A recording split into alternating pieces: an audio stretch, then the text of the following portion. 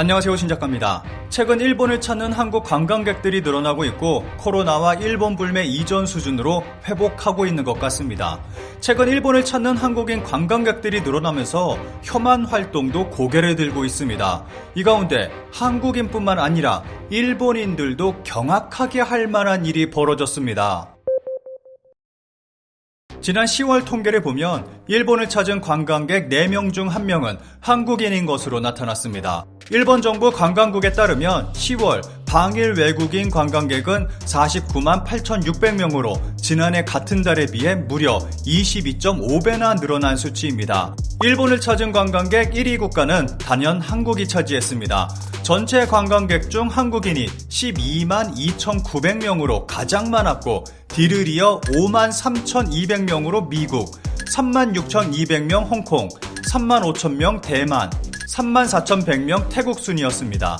2위인 미국이 5만 명이 조금 넘는 수준인데 한국은 그 2배가 넘는 수치입니다. 홍콩이나 대만과 비교해도 4배 가까이 많습니다. 한국인이 일본을 찾는 가장 큰 이유는 가까운 거리일 것입니다.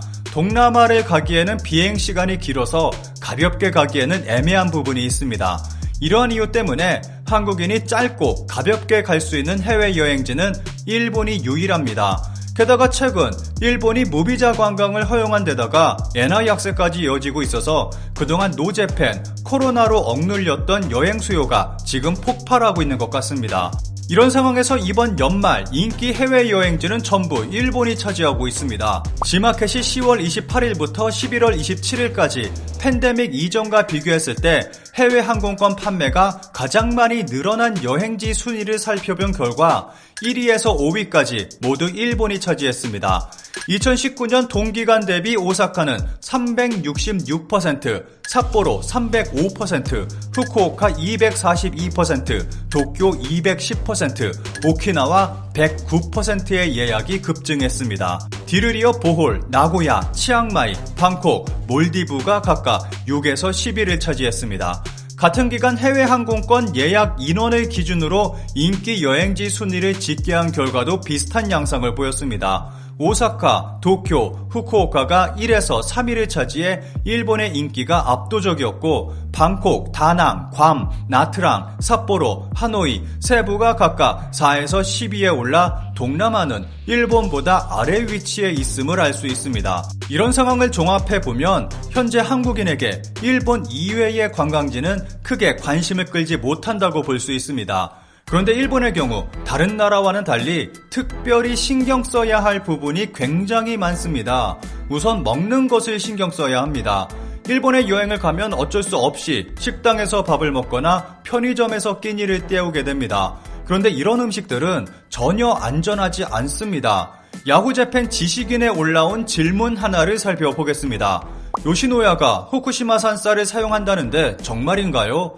이 질문을 통해서 확실히 알 수 있는 한 가지가 있습니다. 일본인도 후쿠시마산에는 민감하게 반응한다는 것입니다. 한국 여행객들이 일본에서 정말 많이 먹는 요시노야는 후쿠시마 원전 사건 이후 후쿠시마 농가와 농업 생산 법인을 설립하며 먹어서 응원에 적극 동참하고 있습니다.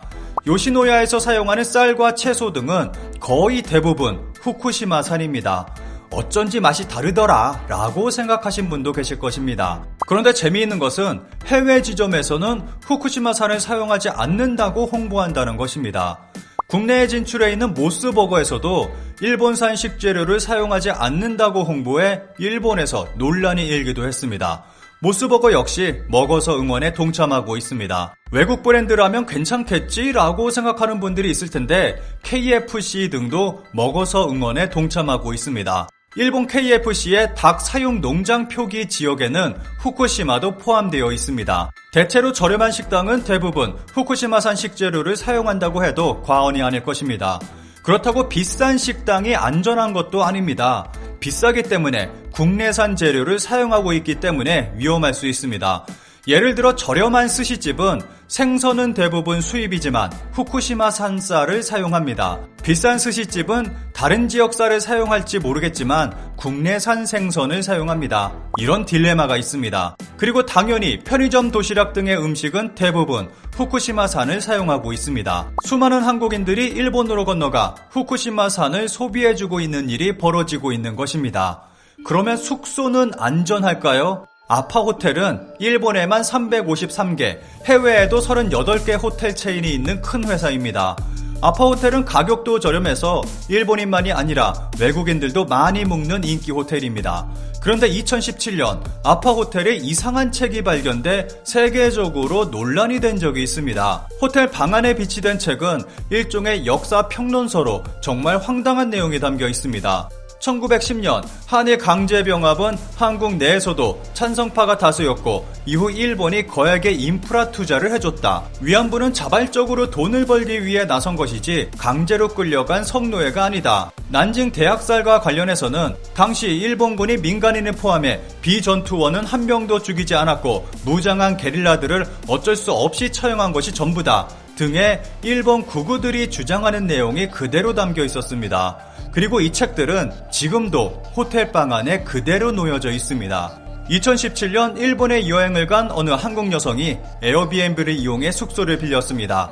그런데 그 숙소 주인이 한국어를 공부하겠다고 접근해 수면제를 탄 술을 마시게 했고 이후 여성은 몹쓸 짓을 당하게 됩니다. 이 일보다 더 황당한 것은 일본 사회의 분위기입니다. 일본 언론은 이 일을 보도하면서 위험 관리는 자신이 직접 해야 한다며 피해의 책임을 피해자에게 몰고 가 한국에서만 논란이 일었습니다. 일본에서는 이런 발언이 문제시되지 않았습니다. 그런데 이번에 또 다른 듣도 보도 못한 새로운 형태의 혐한을 당한 사람이 나타나 충격을 주고 있습니다.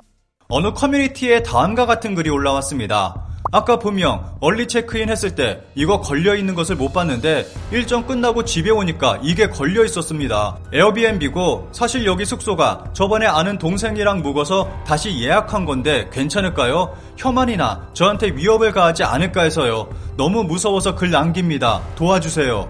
남성이 2017년에 찍은 것이라고 올린 사진입니다. 오래되고 낡은 평범한 일본의 주택입니다. 별다른 부분은 눈에 띄지 않습니다. 이번에 올라온 사진입니다. 정말 충격적이지 않을 수 없습니다. 좌측에는 전범기가 걸려있고 우측에는 천황폐하 만세라는 문구가 걸려있습니다.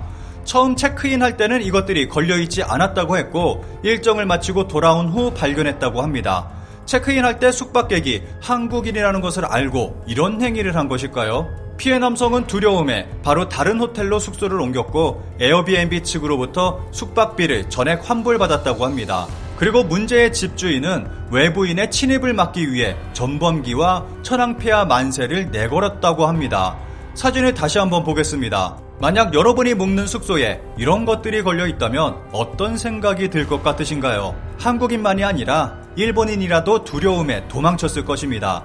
일본 구글 사이트의 반응을 살펴보겠습니다. 댓글이 대체로 비슷한 반응을 보이고 있습니다. 인바운드 정책을 하고 있는데 바보 때문에 일본 여행 보이콧 운동이 또 시작되겠네.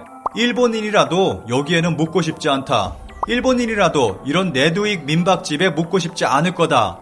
비교적 오른쪽으로 치우친 나도 이건 아무래도 무서워서 못 들어가겠다. 우길기는 어떻게든 구할 수 있지만 천황폐하 만세기는 어디서 산 거야? 일부러 이 숙소를 선택한 게 아니라 민박 측에서 예약자가 한국인인 걸 알고 숙박 당일에 일부러 내건 거야.